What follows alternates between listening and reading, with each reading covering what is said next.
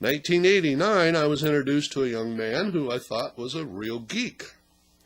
He was much younger than me, yet he seemed much older. He helped me move one day, and we talked a lot about what he wanted. He wanted to get married and settle down. I started praying for God to send him the right girl to be his wife. One time during prayer, God spoke to me. He told me he had chosen a wife for this young man. When we didn't see who she was, I kept praying. This man and I grew to be very good friends. God spoke to me a second time while I was in prayer.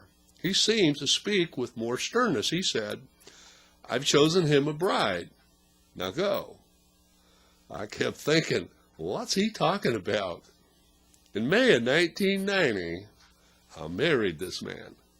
We are still married today, almost 13 years later. For a while, I was afraid of what people would think. I knew him inside and out. To me, the age difference could have meant disaster. We have both had a lot of growing to do, but we have done so with God in our lives. I don't think it would have worked without God.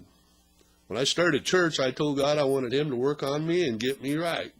I didn't want a man in my life unless he was chosen by God.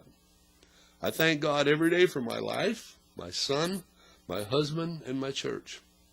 I remember where I came from starting at the age of 16.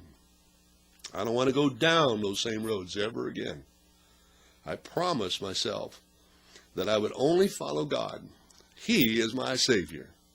I know I'm here today because even when I wasn't with God, He was with me.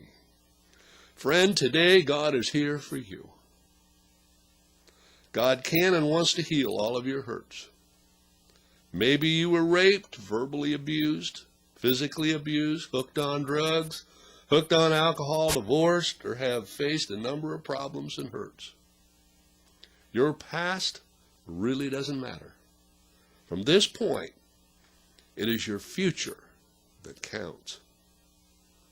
God has a wonderful plan for your life. Call on Him right now and allow Him to help you.